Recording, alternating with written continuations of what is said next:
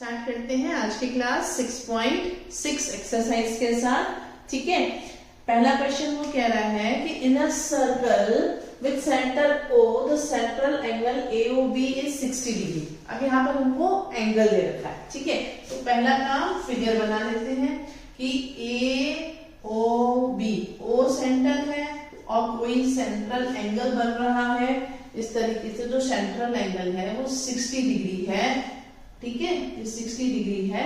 अब वो कह रहा है द रेडियस इज 12, यानी कि रेडियस जो है वो 12 सेंटीमीटर दे रखी है और हमसे कॉर्ड की लेंथ पूछी है। ठीक है, आई बात समझ में। अब आपको लग रहा होगा ना कि एंगल के साथ तो कोई क्वेश्चन की है ही नहीं, बीच में 90 90 90 आ रहा है, 60 तो आया ही नहीं। देखो कितना इजी सा क्वेश्चन है। देखो गिवन, यहाँ सॉल्यूशन डायरेक्टली लिख लेते हैं। देखो OA इक्वल्स टू OB, क्यों बोलो फटाफट से, दोनों क्या है, रेडियाई ऑफ द सर्कल। बोलो है कि नहीं है।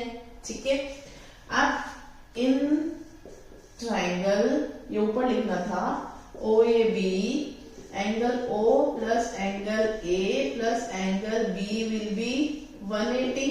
क्यों बोलो फटाफट से, ASP angle sum property. So angle O कितना है 60, तो 60 प्लस, ठीक है 60, ये ट्राइंगल है, 60 plus angle A plus angle B is equal to 180 और angle A plus angle B is equal to 180 minus 60 angle A plus angle B is equal to 120 degree. बोलो आई बात समझ में, इजी। अब क्योंकि देखो यहाँ पर A और B, देखो since OA equals to OB, तो ये आइसोसेलेस ट्राइंगल बन गया और आइसोसेलेस ट्राइंगल होने से एंगल A जो है वो एंगल B के इक्वल हो गया। बोलो आई बात समझ में। ठीक है, पूरा विजिबल है। हाँ ठीक है, अब ये दोनों एंगल आपस में इक्वल हो गए। So twice of angle A is equal to 120, angle A is equals to 120 by 2 which is 60 degree. अब आप बोलो मैम पूछी तो लेंथ है, आप ये क्या कर रहे हो। देखो अब क्योंकि ये भी 60 आया और ये भी 60 आया, जब तीनों एंगल इक्वल आ गए, तीनों एंगल इक्वल आ गए तो ये क्या बन गया, equilateral triangle. Since all 3 angles are equal, so it is an equilateral triangle। equilateral triangle हो गया और equilateral triangle होने से सारे साइड क्या होंगे, AB, OB and OA will be equal to 12 centimetre और ये हमारा आंसर। देखो सिर्फ कंफ्यूज करने के लिए दिया है, बाकी बहुत इजी सा क्वेश्चन है। करते हैं क्वेश्चन नंबर 2। देखो क्वेश्चन नंबर 2 ना थोड़ा सा समझने वाला है, सिर्फ मतलब आपको स्टेटमेंट्स ही स्टेटमेंट लिखने हैं। ठीक है, तो मैं एक्सप्लेनेशन कर देती हूँ और स्टेटमेंट आपको लिखे हुए मिल जाएंगे, तो आप वैसे की वैसी स्टेटमेंट्स लिख लेना, मैं एक्सप्लेन कर देती हूँ। देखो वो ये कह रहा है that A and B are 2 points on a circle with center O। तो देखो पहला काम तो हम फिगर बना लेते हैं। ठीक है, एक सर्कल है with center O और कोई 2 पॉइंट है जो कि सर्कल पर लाई करते हैं। देखो उसने क्लियरली मेंशन किया है ऑन द सर्कल। ठीक है, क्या मेंशन किया, on the circle, on. Okay ठीक है, अब वो पहला क्वेश्चन क्या कह रहे हैं, are there points X and Y on the circle, है ना, ऑन द सेम साइड। देखो पढ़ने का बहुत मैटर है, आपको यहाँ पर मतलब रीडिंग बहुत इंपॉर्टेंट है, रोल प्ले करती है। On the same side of AB such that AXB is different from AYB। अब देखो उल्टा डायग्राम बनेगा तो आपको समझने में दिक्कत आएगी। लेट्स से हमने पॉइंट्स यहाँ पर लिए हैं A और B।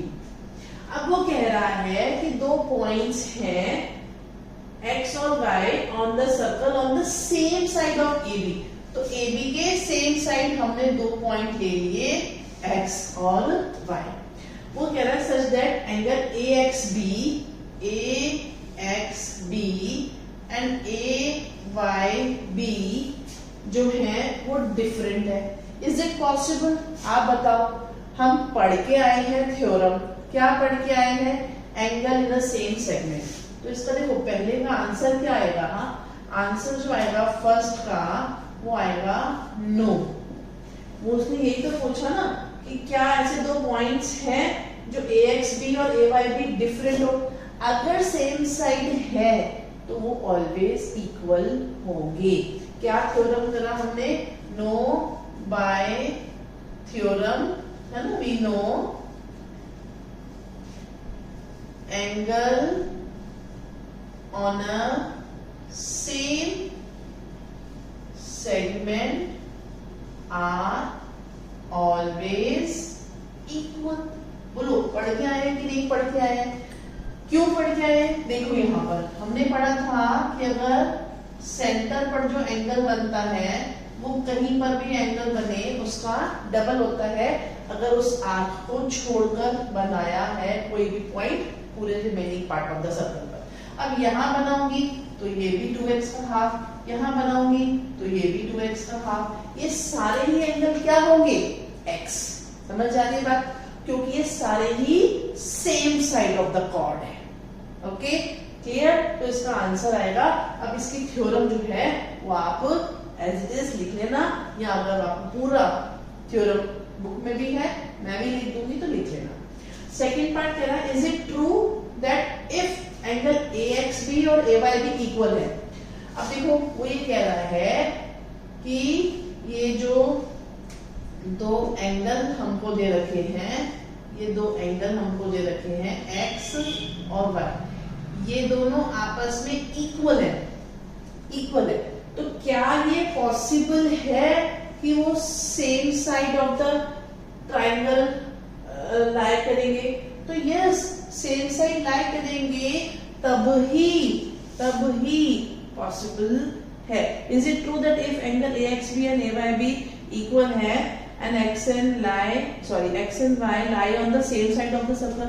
Yes, same side lie करेंगे तब ही तो इक्वल होंगे, है ना? तो ये सेम थ्योरम है, लेकिन इसका मैं आपको एक इम्पॉर्टेंट बात बताती हूँ यहाँ पर कि अगर कोई दो पॉइंट ऑपोजिट साइड है तो भी ये पॉसिबल है। कैसे? देखो इम्पोर्टेंट क्या, अगर मान लो कि हमारी जो कॉर्ड है वो डायामीटर है। ओके, अगर हमारी कॉर्ड डायामीटर है तो डायामीटर के ये एंगल बनेगा कितना? 90। और अगर मैं डायामीटर से नीचे की साइड बनाऊंगी तो भी बनेगा 90। तो ये एक अकेला ऐसा केस है जो दोनों ऑपोजिट साइड होने पर भी हमें एंगल AXB और AYB इक्वल देता है। आई बात समझ में? देखो अगर same side of the chord है तब तो वो 100% जो है वो एंगल्स इक्वल होंगे। लेकिन अगर आपको यहाँ पर क्वेश्चन में वो डिफरेंट अगर साइड बोलता है कि एक कॉर्ड के ऊपर है एक कॉर्ड के नीचे है, तो क्या ये पॉसिबल है कि तो भी AXB और AYB इक्वल हो? तो इसका आंसर देखो आएगा yes, but there is only one case if the AB is diameter. आई बात समझ में? देखो यहाँ पर ना पहले क्वेश्चन में क्या बोला उसने? पहले क्वेश्चन में बोला कि क्या AXB और AYB डिफरेंट हो सकते हैं? अगर सेम साइड है तो डिफरेंट नहीं हो सकते। सेकंड क्वेश्चन में उसने बोला कि अगर वो दोनों, उसका उल्टा कर दिया, अगर एंगल इक्वल है तो वो सेम साइड ही होंगे। एंगल इक्वल है तो सेम साइड ही होंगे, सेम साइड होंगे तभी तो इक्वल होंगे। ठीक है, अब तीसरा पार्ट देखो, वो ये कह रहा है कि if angle AXB and AYB, है ना, angle AXB and AYB equal है and X and Y do not lie on the circle. X and Y do not lie on the circle. X और Y सर्कल पर lie नहीं करते। देखो ये second part हो गया आपका, ठीक है। और थर्ड पार्ट में वो क्या कह रहा है, थर्ड पार्ट में वो कह रहा है कि जो x और y है, a b कोई कोड है, x और y, ये x और ये y, वो ये कह रहा है कि x और y सर्कल के बाहर कहीं लाई करते हैं। अब बाहर कहीं लाई करते हैं, लेकिन ये है इक्वल,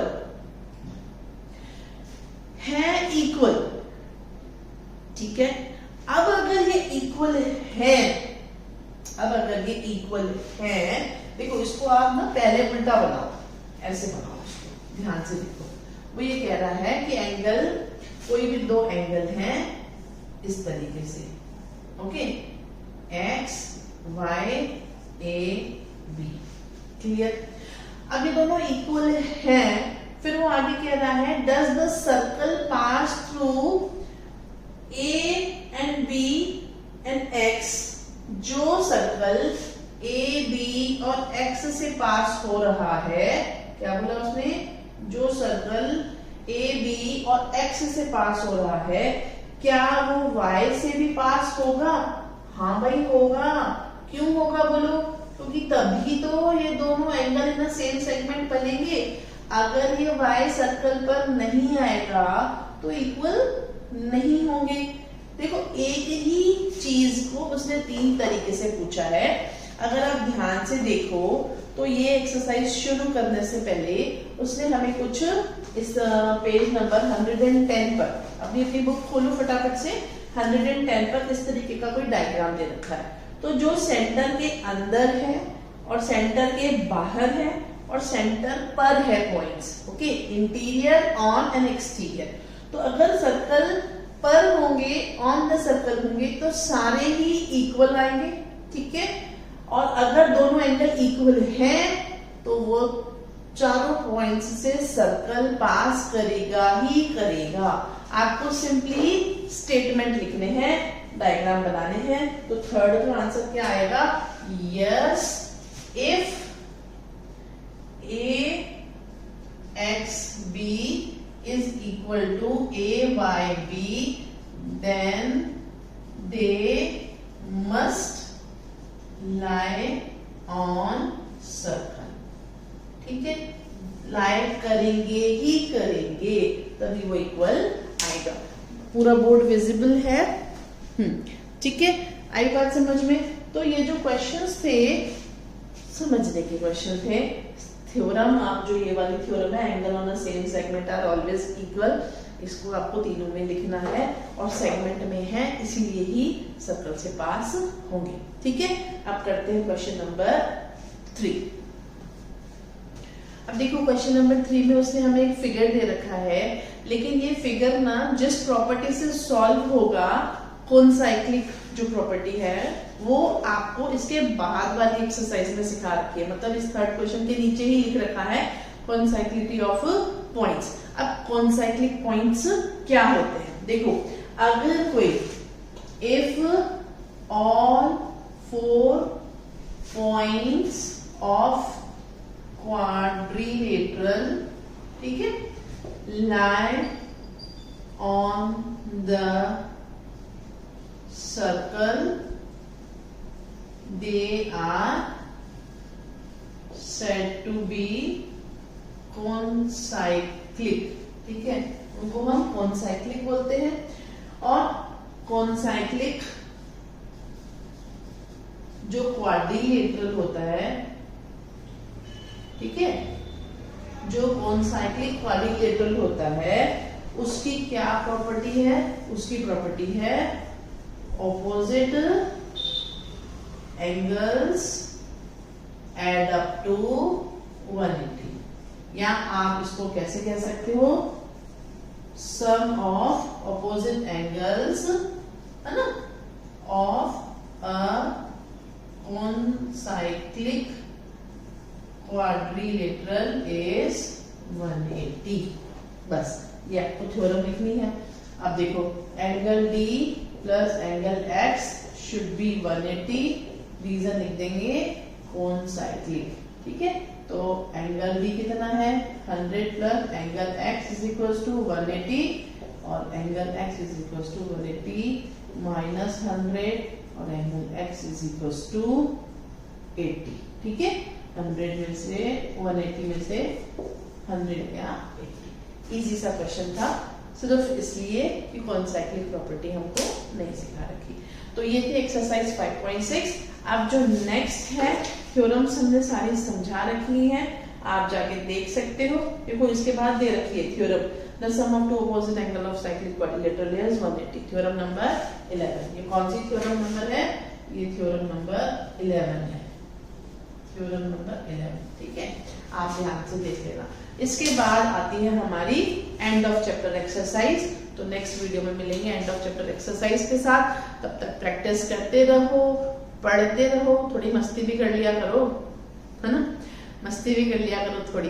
पढ़ना भी जरूरी है, मस्ती भी जरूरी है, सब जरूरी है। वीडियो को लाइक, शेयर और सब्सक्राइब करो। बाय, मिलते हैं नेक्स्ट वीडियो में।